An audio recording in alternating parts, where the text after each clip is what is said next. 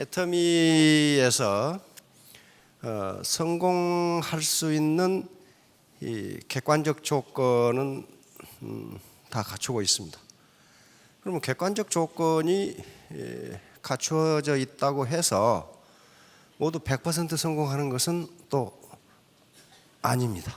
절대로 그렇게 되는 게 아니에요. 그러면 객관적 조건이 되어 있는데 안 된다는 건 그게 무슨 얘기예요? 자기 주체적 조건이 안 된 거예요. 다시 말하면 자신의 휴먼 캐피탈이 부족한 겁니다. 그래서 모든 성공 여부는 자본에 달려 있습니다. 자본. 내가 가진 자본이 어느 정도인가. 뭐 돈을 가졌느냐, 건물을 가졌느냐 그런 얘기가 아니고 내 휴먼 캐피탈, 내 몸뚱이 내에 체화된 자본이 어느 정도인가. 그러면 그 자본 중에서 가장 중요한 자본이 무엇이냐? 이건 지금 심리학자들이 치열하게 연구하고 있죠. 과거 19세기, 20세기 중반만 하더라도 IQ라고 생각했습니다. IQ. 그때는 IQ가 맞아요. 그때는 IQ만 높으면요 평생 잘 먹고 잘 살고 존경받으며 살았어요. 법조문 달달 외워가지고, 물론 법조문만 달달 외우는 건 아니지만은 사법고시 합격하면 어때요? 판검사 되면 평생 존경받으며 잘 살아요. 의사 되면 평생 의사 선생님은 잘 살아요. 지금 사법고시 변호사 사법연수원 나온 사람들 거의 40%가 백수죠. 의사 거의 절반이 망해요. 안 됩니다. 그래서 이제 그러면 IQ가 성공 요인이 아니라면은 도대체 인간의 일생을 설명할 수 있는 변수는 무엇인가에 관심을 갖지 않을 수가 없어요. 최근에 많은 학자들이 결론이 나왔죠. 열정과 끈기입니다. 열정과 끈기. 어떤 난관도 굴복하지 않고 그것을 이겨내는 극기력, 끈기, 그리고 열정. IQ가 높다고 열정이 있는 게 아닙니다. IQ 있는 사람이 인내심 강한 거 아니에요. 그래서 IQ가 아무리 높아도 인내심과 열정이 없으면 사회적 성공이 불가능하다 하는 게 학자들의 대체적인 결론입니다. 애터미 사업이 그렇게 어려운 건 아닙니다. 그런데 사람 상대하기가 무척 어려워요. 만나면 속을 뒤집어 도는 사람이 있어. 그걸 참아야 된다고. 이게 지금 고난이에요, 고난. 그러니까 애터미 사업의 성공 여부는 객관적 조건과의 싸움이 아니고 나와의 싸움이에요. 나. 그래서 오늘 설명드리려고 하는 이런 것과 관계되는 거예요. 자제력, 경청, 결단력 이런 것과 관계되는 설명을 드리려고 합니다. 지난 시간에는 거하지옥, 진시황, 항우, 유방, 한신 이런 사람들이 어떻게 그렇게 됐는가에 대해서 설명을 드렸습니다. 오늘은 이제 시대를 조금 넘어서 이제 한나라 초기 이야기를 이제 한나라 말기 이야기로 예를 들어서 설명드리려고 하겠습니다. 어르신들 다 아시죠? 삼고초려. 삼고초려. 이것은 유비가 총나라 임금, 총나라 군주였던 유비가 제갈량의 처갓집을 3번 찾아가서 겨우 모셨다. 요 뜻이에요. 요 뜻. 자, 그런데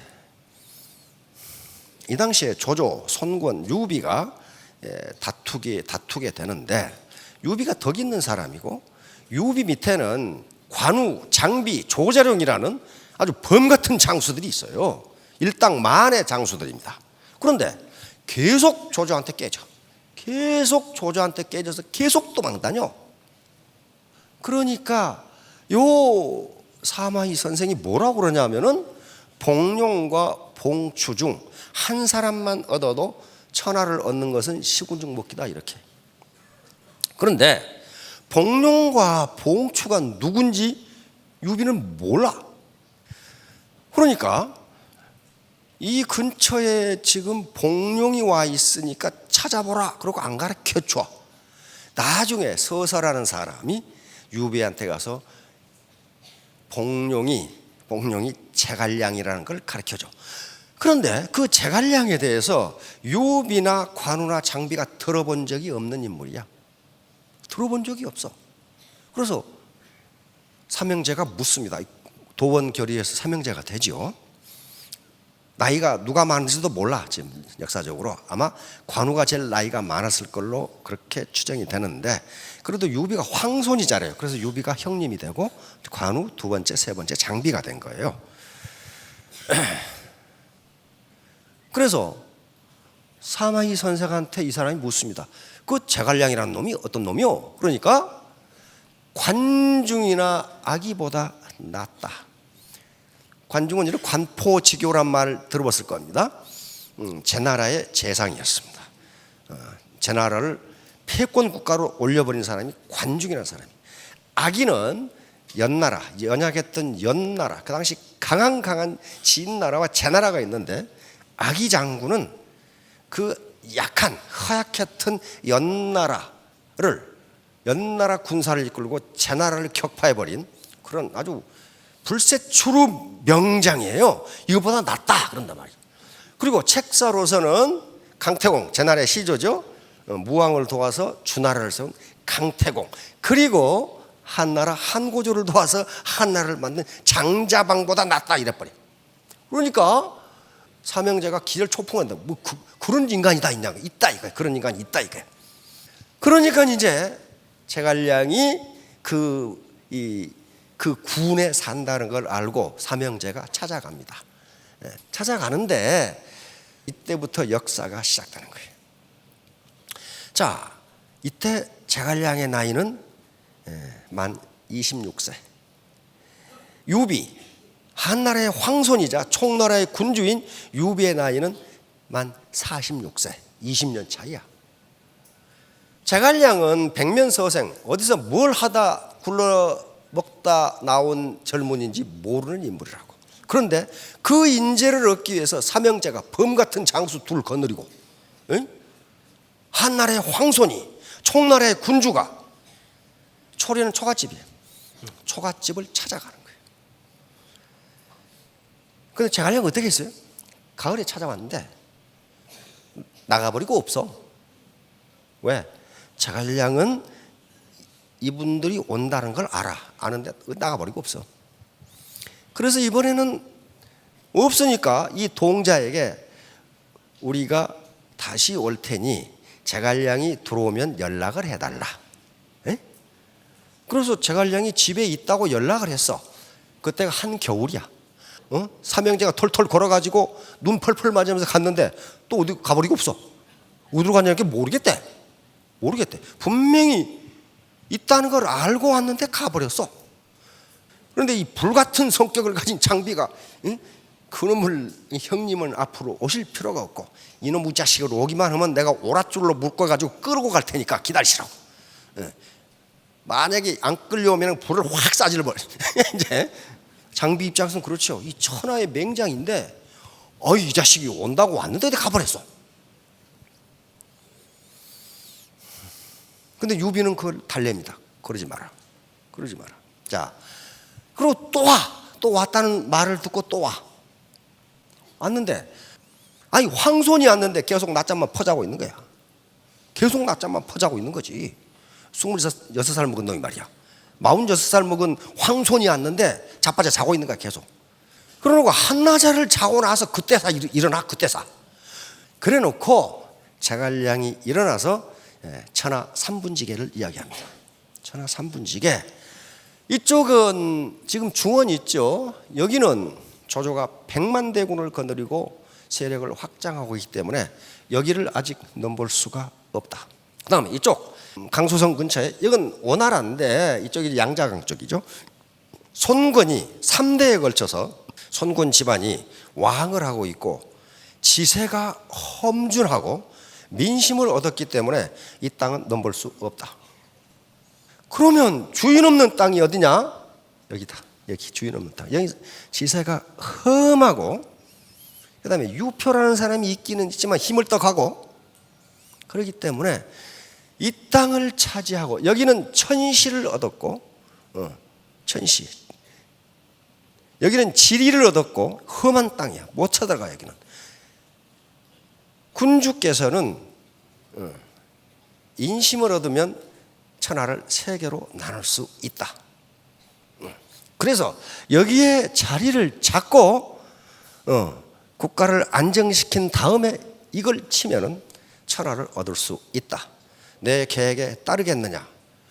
류비가 뭐라고 그랬어? Yes, that's good idea. 그러고 이제 제갈량을 스승으로 모십니다. 46세 된 군주가 26세 된 제갈량을 군사로 모십니다. 군의 스승이죠. 자, 그러면 이제 리더는 왜 그 26살밖에 안 먹은 제갈량을 46세 된 황손이자 군주가 3번이나 찾아갔을까? 그 이유가 뭘까? 그러니까 리더는 이제 그런 걸 알아야 된단 말이에요. 제갈량과 유비는 지금 장기를 두고 있는 거예요. 만약에 26살 먹은 아무 네임밸류도 없는 제갈량이 군사, 범 같은 장수들을 부리려고 하면 장수들이 말 듣겠어요? 안 들어요. 안 듣습니다. 어디서 뭐 먹던 놈인지도 모르는데 농사 짓고 살고 있었거든. 농사꾼이거든. 농사꾼이 어떻게 관우, 장비, 조자룡, 황총 말이지, 마초 같은 그런 장수들이 농사꾼 말을 듣겠냐고. 안 들어요. 그럼 뭘 해줘야 돼요? 군주가 제갈량에게 권위를 실어주지 않으면 제갈량은 지휘를 못합니다. 그러니까 완전히 유비를 뭘로 만들어? 바보로 만들어 놓죠. 계속 3번이나 갔는데 나참 퍼자고 이거 가버리고. 유비는 그걸 안단 말이에요.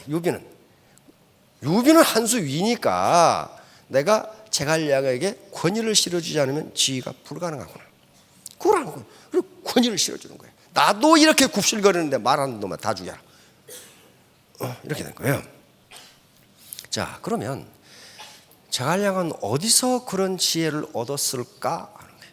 제갈량은 어디서 그런 지혜를 얻었을까? 제갈량은 어려서 부모가 돌아가십니다. 12살 때. 그리고 17살 때 자기가 의탁하던 작은아버지마다 돌아가시니까 17살 때 독립을 합니다. 그래서 17살부터 공부를 시작합니다. 시작하는데 누구한테 배우느냐? 바로 앞에 수경선생 사마휘한테 배웁니다. 그래서 제갈량의 능력을 가장 잘하는 사람은 그 스승이에요. 그런데 이제 사마휘한테 배울 때 어떤 일이 있었냐면은 사마휘 선생이 워낙 훌륭한 분이기 때문에 공부를 많이 배우고 싶은데 이놈 사마휘 선생이 기르는 수탉 중에 괴상한 놈이 한 놈이 있어. 꼭 오늘날 같으면 12시만 되면 꼭 끼워하고 3번 울어. 그러면 그 닭 울음소리를 듣고 사마휘 선생이 그날 수업을 마쳐. 제갈량은 더 배우고 싶은데 이놈의 닭 모가지를 지금 비틀어 놔야 된단 말이야. 그래서 제갈량이 깨를 냈어. 주머니에다가 쌀 주머니를 3개 넣고 울 시간이 되면 가서 쌀을 줘. 그러면 그거 퍼먹느라고 안 울어. 그럼 또 울 시간이 되면 또 줘. 그래서 하루 종일 공부를 했어. 닭이 안 우니까 계속 한 거야 지금. 나중에 수경 선생이 알았어. 그걸 선생을 속였다는 이유로 쫓아내버렸어. 쫓겨난 거죠. 그런데 그 제갈량의 인품을 잘 알고 있는 수경 선생 부인께서 그 제자를 좀 데려다 다시 가르칠 수 없느냐.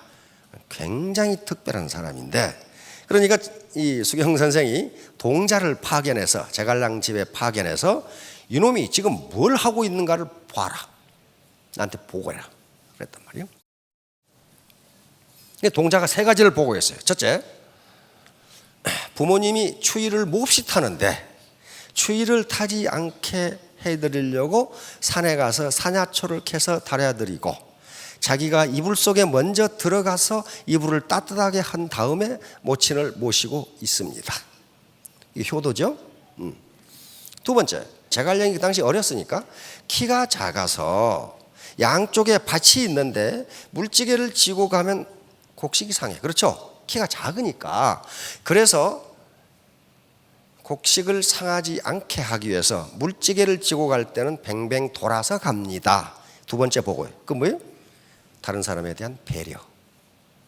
세 번째, 제갈량이 그 동네에서 자기보다 나이가 많은 청년에게 처음에 글을 배웠는데 얼마 배우고 나니까 그 청년보다 학문이 뛰어나게 됐습니다. 그럼에도 불구하고 제갈량은 그 청년에게 계속 가깝게 지내고 배웠습니다. 이게 뭐예요? 겸손.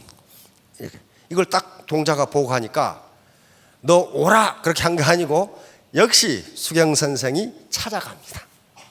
제갈량을 찾아가요. 그러니까 이때가 27이니까 우리 나이 만 26, 10년간 1만 시간의 법칙이죠. 1만 시간, 10년간 공부를 하고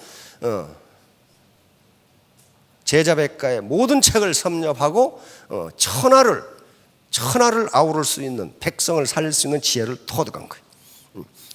이때 유비가 찾아온 겁니다. 그래서 유비가 제갈량을 얻게 돼서 그때부터 중원으로 치고 나갑니다. 그만큼 사람이 중요해요. 그만큼 파트너가 중요하다고. 파트너에 제갈량, 아기, 그리고 한신 같은 사람이 있는데 겉으로 보기에는 아무것도 아니에요. 그런데 치고 나가는 사람이 있단 말이에요. 치고 나가는 사람. 그러니까 한 인물 때문에 나라가 안 망하고 망하고 결정된다. 그러니까 내 라인에 어떤 한 인물이 내 라인 전체를 먹여 살 수 있다니까. 그래서 사람 중심, 인본주의로 나가는 게 그런 거예요. 자, 다음 바로 자극과 반응 사이의 공간이라고 하는 겁니다. 외부에서 자극을 받으면요, 동물은요 즉각적으로 반응합니다. 밥 먹는 개 꼬리 잡아다 앉아봐요. 그럼 어떻게 하겠어요? 요놈을 물어야 되나 안 물어야 되나 그 생각 없어. 와서 덜컥 물어버려요. 다시 말하면 인간적으로 미성숙한 사람은 자극이 있으면 즉각 반응이 나와. 생각도 안 해보고. 그런데 일반적으로 인격이 성숙한 사람은 자극이 있으면 여기 공간이 있는데 한참 생각해보고 반응을 한다는 거예요.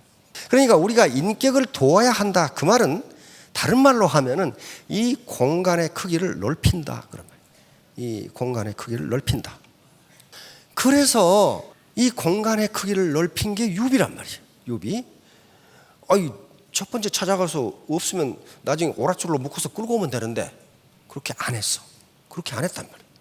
황손인 유비가 이렇게 했다는 것은 자극과 반응 사이의 공간이 굉장히 넓었던 인물이. 그러니까 일국의 왕이 될 만한, 황제가 될 만한 인물이에요. 절대로 사람의 마음은 돈이나 권력으로 얻을 수 없습니다. 돈이나 권력으로 절대로 안 돼요.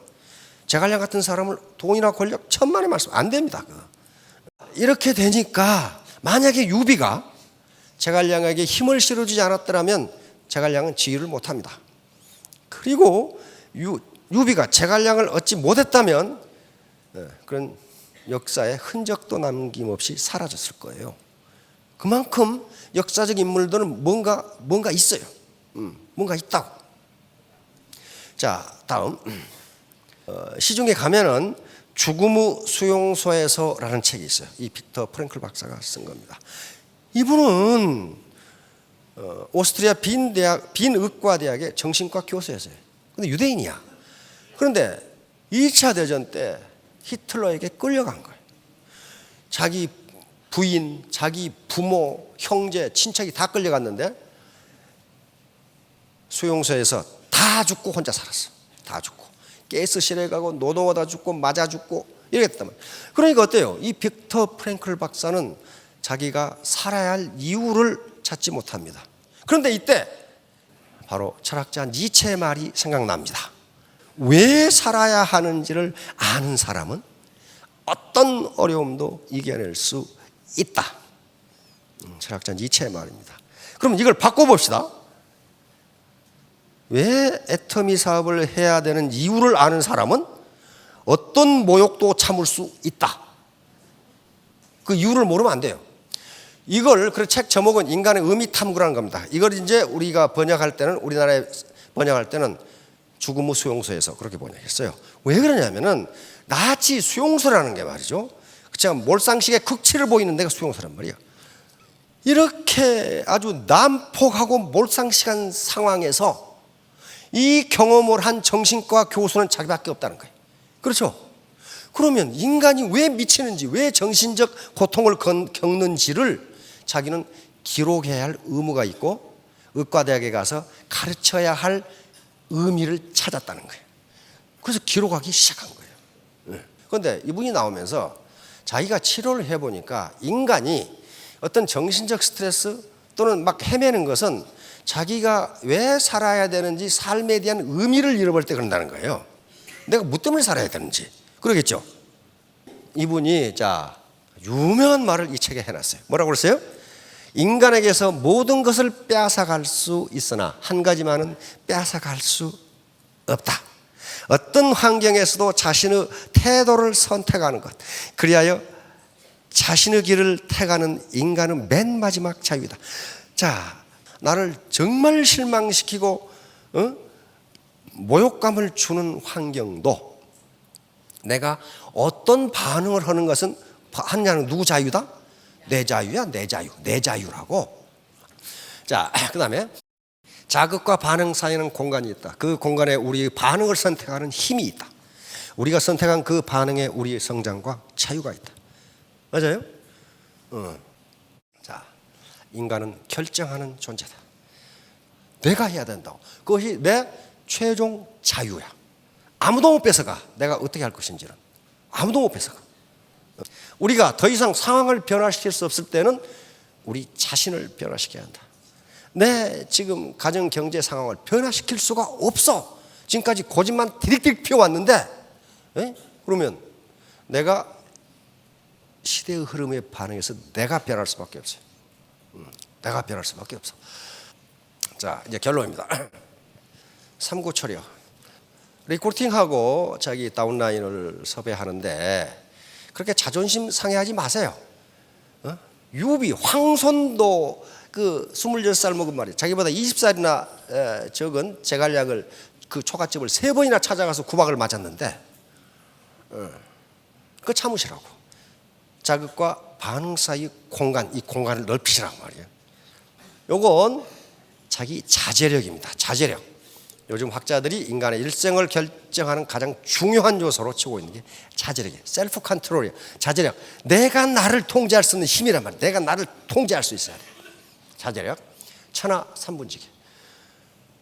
요건 제갈량처럼 공부하지 않으면 이 지혜가 나오질 않아요. 그리고 유비도 어때요? 바로 받아들이죠. 이런 생각이 있었다는 거예요, 지금. 그런데 결단을 못하고 있는데 제갈량이 이걸 제안한 거예요.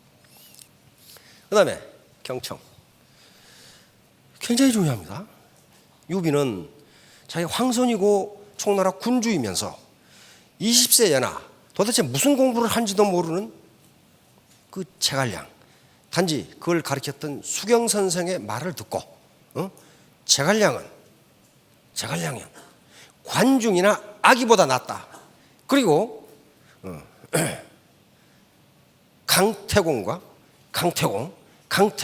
장자반과 동급이다.